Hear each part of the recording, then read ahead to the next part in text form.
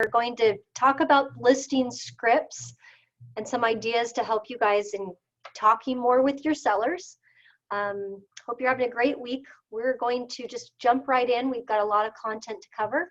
And I do want to kind of role play some listing related questions that you would want to do on the phone. So tonight I want to get through that. We're probably not going to have time to go over the objections, and that I can cover in a later call. So I apologize if we're not going to cover that, but a lot of you just need to have more conversations. So we're going to start with that end in mind.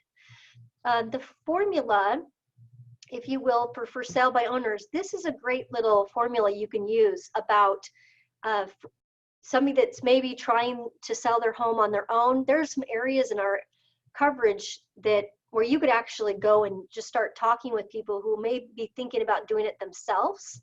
So, hi, I'm calling about your house for sale. Is it still available? That is probably the best question you can ask a for sale by owner.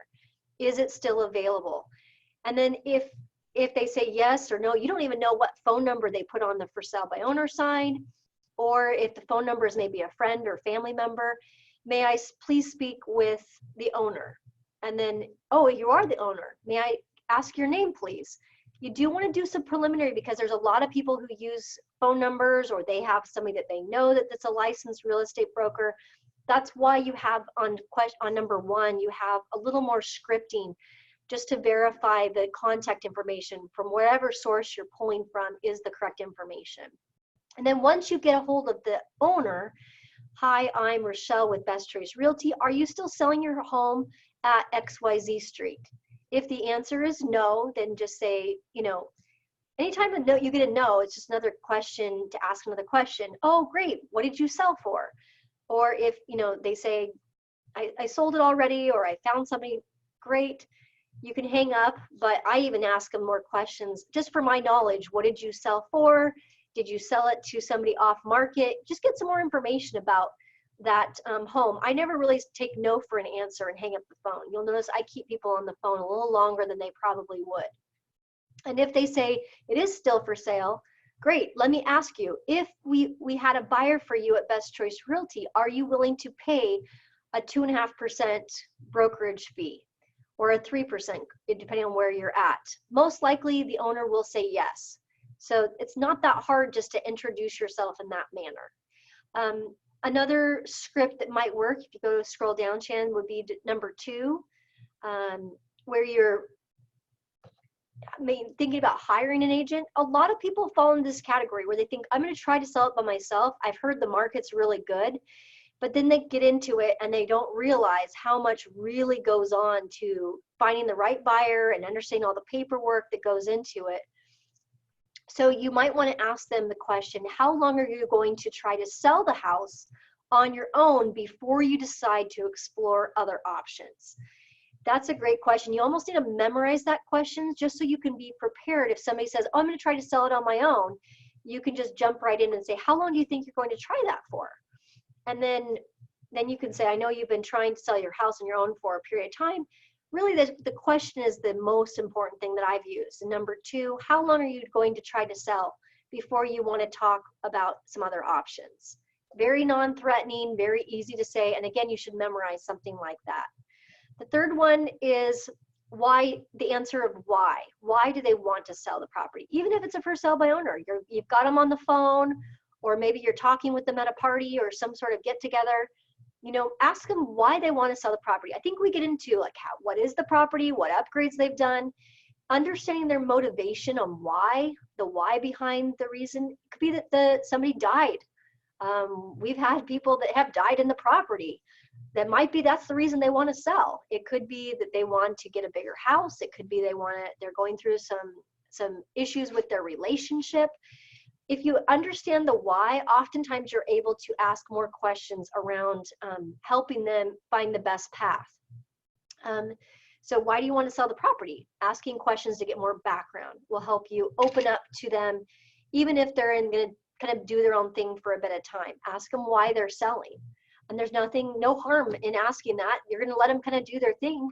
And then maybe when the time is right, or when they see that they're still on the market or still for sale by owning, then you can go ahead and jump in and suggest some alternative plans to help them get what they need done in the time or the price range that they want to do it at. Okay, go to the next page, Shannon. And again, there's more you can read through. I'm just giving you a sprinkling of some of the scripting that we have for sale by owners. Go to the next one though, next package. Next attachment, sorry. And then I'm going to involve Shannon, so hopefully she can use her voice and speak. She's going to be my test case today. So X out of this one, Shannon, just X out of this for sale by owner script and open up the other script in the email.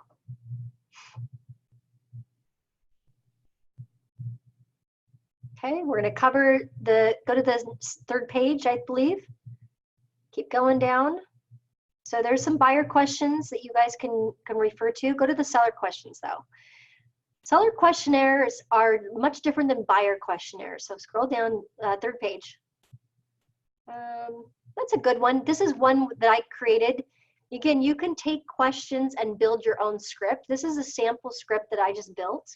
And it doesn't take much to build it. You just take some questions. And what I'd like to do, if I was a brand new agent, maybe I had never called sellers before ever, you're not going to have a rehearsed script, and you don't want to have a rehearsed script. So what's helpful is you take maybe 10 questions from like a questionnaire, write those down, maybe you have a notepad, and then you actually are writing down the answers to their questions when you're on the phone. Now, they don't know that you're scripted, but you have the questions written so that you are prepared to ask them in the order so that you can gather as much information about the potential seller. And these are some of the best 10 questions that I put together. So I'm just going to roll through with Shannon and see how it flows, and you can listen to her answers and you can see why I asked the questions when. And then I'll try to button up the appointment. So my objective of the phone call is to either get an appointment with her to go tour the property, or to schedule a follow-up, a time where I could actually call her at a better time to get more information about her property. So you want to really address how you uncovered the lead, or if they called you, how did you hear about me? So that number one is really just to remind me that I need to ask, kind of do some introductory, where did the lead come from? Let's connect the dots a bit more on number one. Now, ultimately, you can ad lib, especially if you've been doing this a long time, but ultimately, the reason for the questions, you want to have as many open-ended questions as possible. When I say open-ended questions, what I mean by that is that the beginning of the phrase or the question is like a who, what, where, why, how, when, how, those types of open-ended statements. If you're not very good at opening up the call, like an are or an is a closed-ended question. It's an answer that has a yes or no answer. An open-ended question is one where there's more, the person that's listening to you ask the question has to say more than a yes or no answer. They actually have to give you more details. So you want to try to keep the questions open as much as possible, especially on that first or second call with that client. And that goes for buyers or sellers. They're wanting more open-ended questions rather than closed-ended questions. So as you notice here, I think I have all but maybe one or two are open-ended questions. So we're going to see how this rolls, but I just want to keep that in mind. So before I make the call, you should probably be doing affirmations. If you're kind of having call reluctance about making phone calls and you're a real estate broker, you got to be coached or mentored to make those phone calls. And there's many coaches out there, lots of mentors that you could connect yourselves with. And if you have call reluctance, or what I call the disease of picking up the phone and making phone calls, that is one sure way to limit the amount of potential you have as a listing agent. You have to talk with people. Most of the good news, I'll say, with seller leads is that most seller leads come because of somebody that you know, somebody that recommended to you, somebody that's heard about your services. Most likely they're not online in that type of way.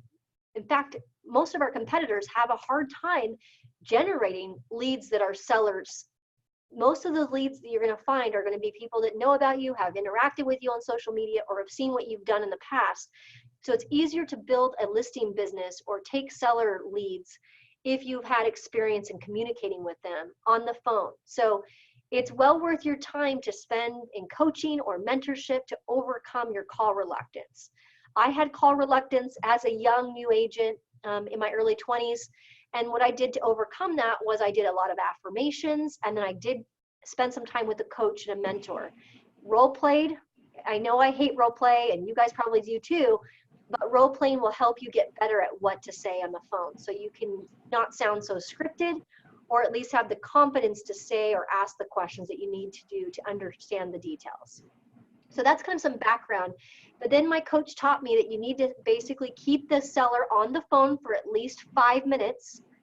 If you can get it to 15 minutes, that's where kind of the magic is happening, between 5 to 15 minutes on your introductory call with a seller who is motivated and is looking to do something. So keep that in mind. And we actually used to run a little clock next to my desk, and then I would kind of coach myself to stay on the phone with the potential seller. And then I got better and better at my calls. So objective, again, make sure I either get the appointment with Shannon, or I either get a follow-up, another time to call her. So we're going to just role play it. I think that's the best way to get a feel for how this is done. And I'll use the questions that are on the screen so you guys can refer to them. It's helpful if you write notes as you go through it, because then you can actually, you're going slow enough where the buyer, or the seller on the other end is actually kind of realizes that you're listening to them. If you're rushing or you're going too scripted, they're going to shut down and they won't give you information. So keep that in mind as well. So let's start with the call. Shannon, can you hear me okay? Let's do a test. I can hear you. Mic. Okay, go ahead. I can hear you. Okay, perfect. Let me turn my volume up. Okay, so we're going to just role play it. Ring, ring, ring. Hello. Hi. Yeah, this is Shannon. Oh, hey, Shannon. It's Rochelle with Best Choice Realty. I understand you are considering discussing what your home value is going to be like. Is that correct? Yeah, I know I've made some phone calls around. I'm trying to get a lay of the land. I'm looking to move here shortly. Great. How did you hear about me? Well, I had my friend come over to help me do some work in my yard, and he mentioned that you were related to him, and so I figured it was worth, reaching out. Awesome. Well, it's always a great time to discuss the home values. Right now, the values in the Tacoma areas, they're going really well right now. We're seeing a record-breaking equity position, and a lot of our sellers are taking advantage of this time of the market as we start approaching the spring. So it's never too early to start those discussions. Can I ask, why are you moving? Well, I got another job. Oh, you did? Well, congratulations. That's exciting. Where will you be moving? Where will you be moving to, or where is the job located? We're going down to Oregon. Oh, fantastic. What career field are you in? My husband's an engineer, so we're going down there to work for Intel. Oh, interesting. Well, that's fantastic. My husband used to be an engineer for the state of Washington. So, I know how much the details have got to kind of lay out, in order for you to make the move. Have you ever sold a home before? This will be my first one. Okay. Well, that's first and hopefully last. Hopefully you can get a place down in Oregon where you can live there for a long time. How can as far as your experience in knowing what to do, what have you researched as far as, since this is your first time selling, what have you done to prepare for the move? Well, my husband's already down there, so we're for the most part living very lightly up here. But I mean, I've looked up on a bunch of sites online just to see kind of roughly what it's worth, and I mean, it looks like I'm roughly worth around at least $300 to $350. Okay. Well, a lot of those online values, Shannon, are may or may not be accurate, and that's why many people hire a professional to assist with pricing and properly marketing the home to maximize the value that you can possibly get. so I'm prepared when we actually sit down and meet to go over the numbers. What kind of information would you and your husband want to see? We're all about the data. We want as much information as possible, Okay. especially what's going on with houses that are around us. Okay. And what have you seen that is around you? I've got a house around the street that just was listed, and that's kind of what prompted us to list as quickly as we are, because it sold for quite a bit more than we were expecting. Awesome. Well, that's fantastic. Is there any mortgage information that you have that I need to be aware of as far as in order for you to make the move, here and then move to Oregon? Do you have a mortgage on the property? Yeah, we have a mortgage. We own the house down in Oregon already. So, the sooner it sells, the better, just because then we don't have two mortgages. Okay. So the time is very important to you, is what I'm hearing. Yeah. Okay. And because we're not up here anyway, we don't want to be doing lots of repairs either. So. Okay. Well, that kind of leads me to my next question. What kind of repairs, I know this is off the script here, what kind of repairs or what kind of work have you done to the house since you purchased it? We put on a new roof a couple years ago. We got a new water heater and a new furnace, actually.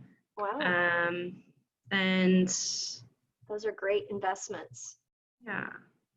Super. What about the kitchen? Is that the older type of kitchen, older cabinetry, and or has that been updated? It's original, but it's not like they're not cheap cabinets. They're well made. Okay.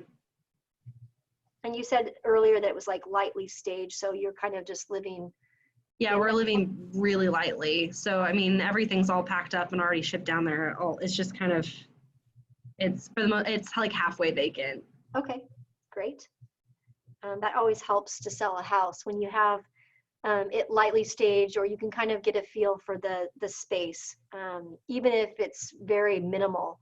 That's very helpful when we put it on the market. How soon are you wanting to put it on the market, Shannon?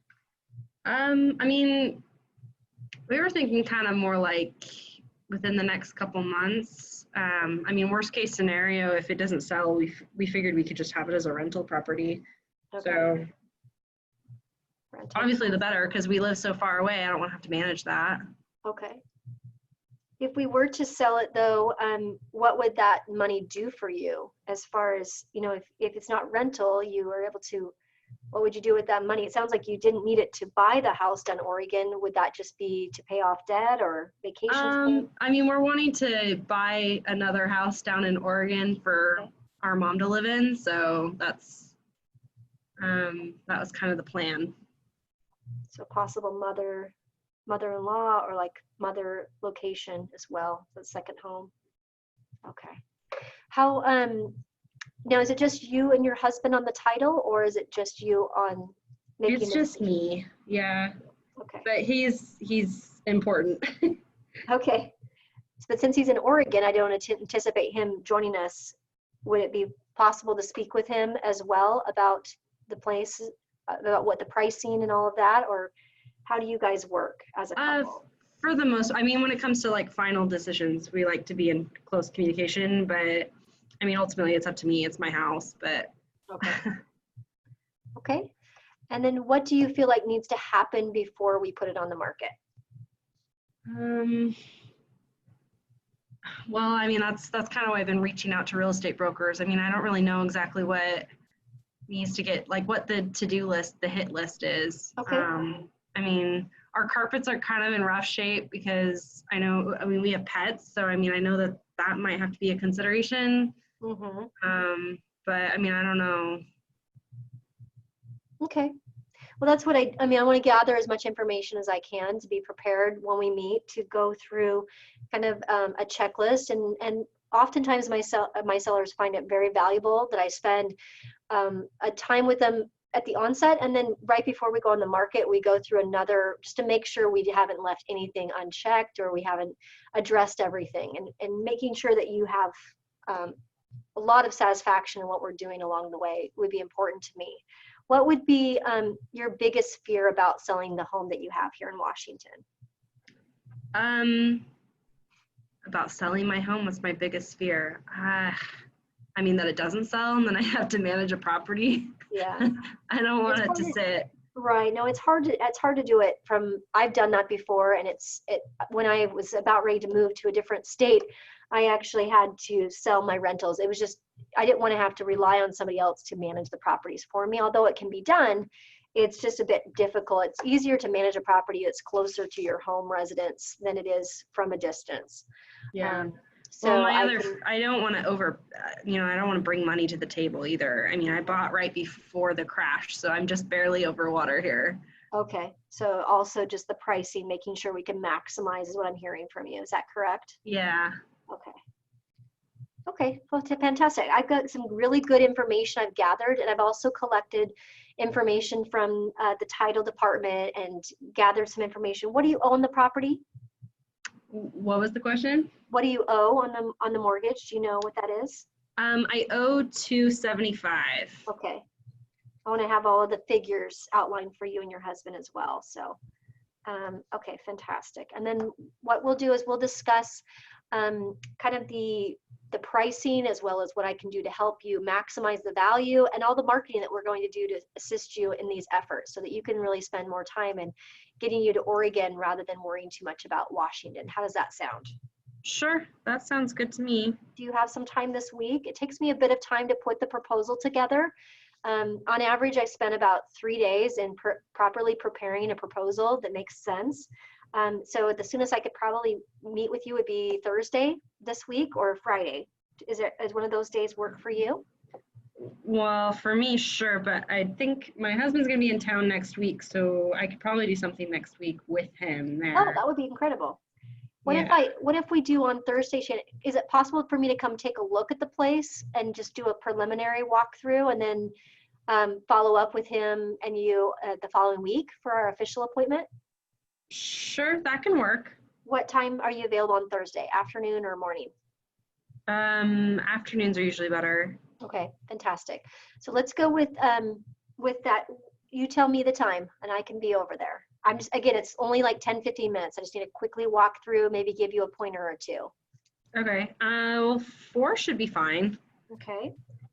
So I'll do that on Thursday. And then next week, when is your husband, you said in town Monday? He's on town on Monday. Okay. I'll have the full proposal put together on Monday. What time works best for you and your family on Monday? Well, I mean, anytime really, but especially if we've already met and stuff like that, if it's easier for you to not even come by, that's fine. I mean, we're super tech savvy. Okay, So. well, I do everything very hands-on. Since it's your first time, I want to make sure that you and your husband have the right expectations moving forward, and then you can, we'll build trust and make sure that you have all your questions answered. So let's go with Monday.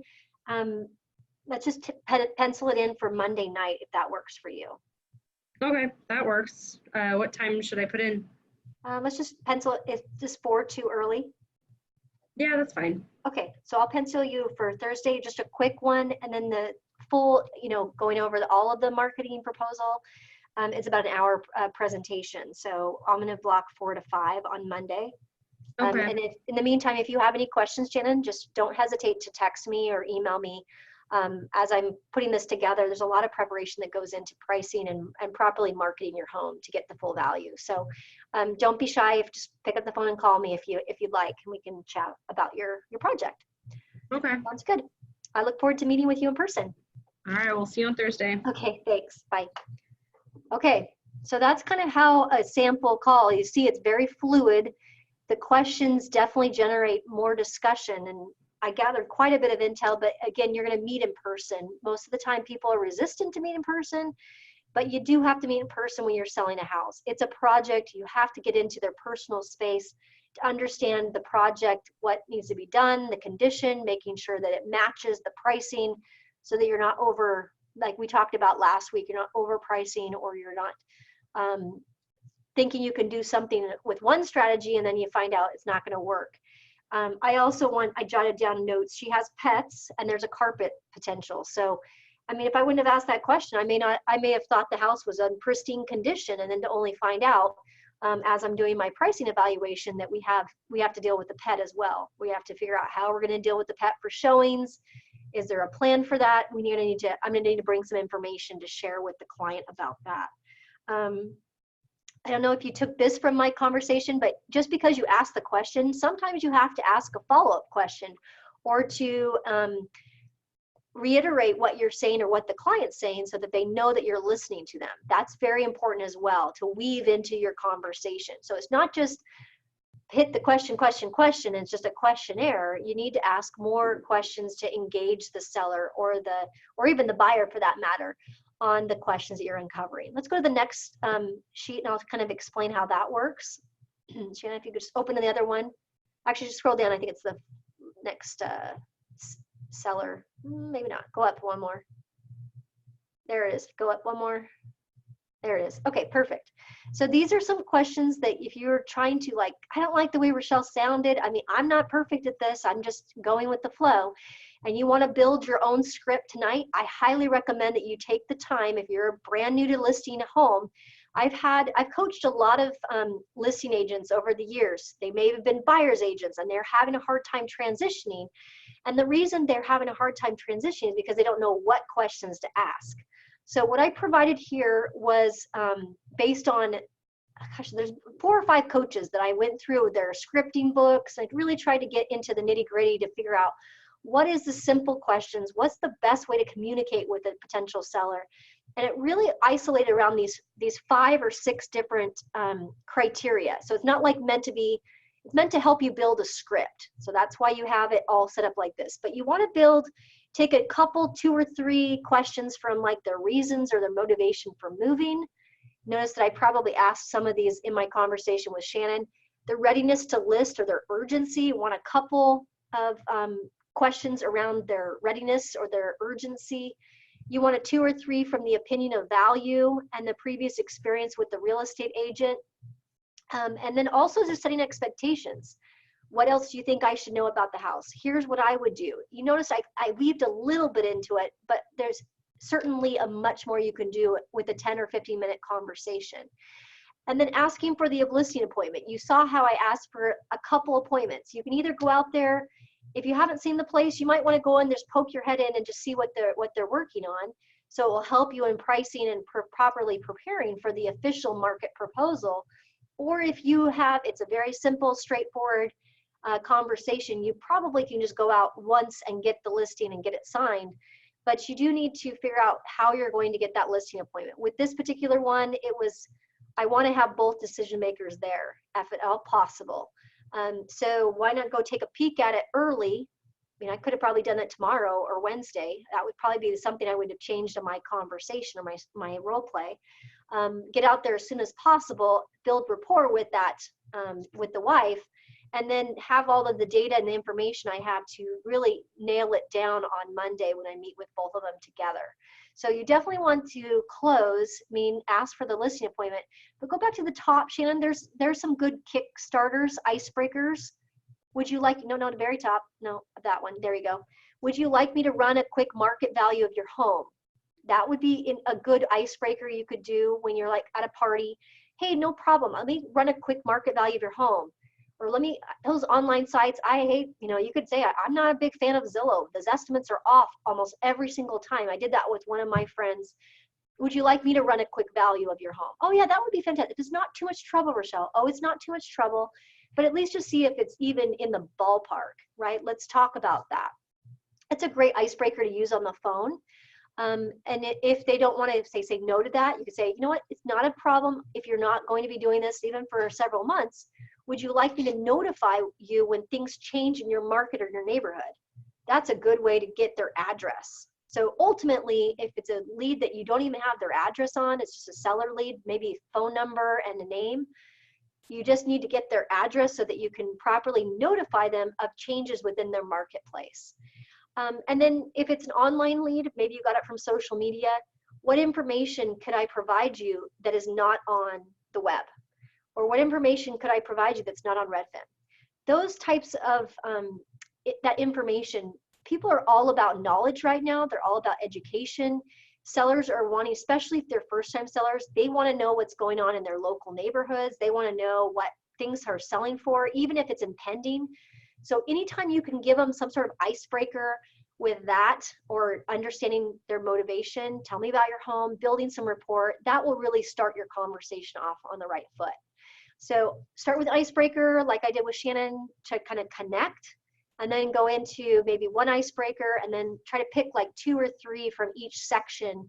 And then you've got a script. You've got something that would be very, very valuable to you. And it doesn't sound scripted. You want to get to a point where you could naturally do it, ask those questions, and weave it into a conversation like I did with Shannon today.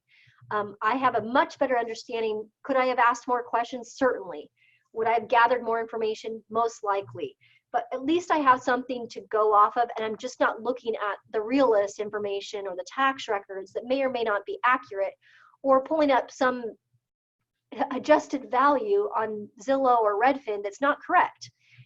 Oftentimes that's not reflective of what, excuse me, what's truly going on in that situation, or adjusting for time on market or the motivation. With this particular situation, and we didn't practice ahead of time, I can assure you of that, it was an interesting conversation to gather, and I could take a lot from this and how I structure my CMA. So hopefully this was helpful for you guys.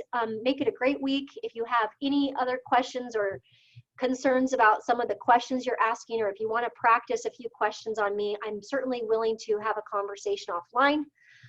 We could use quite a few more listings right now. So good luck out there, and give it a try in building your own script and practicing it with somebody, even somebody on the call tonight.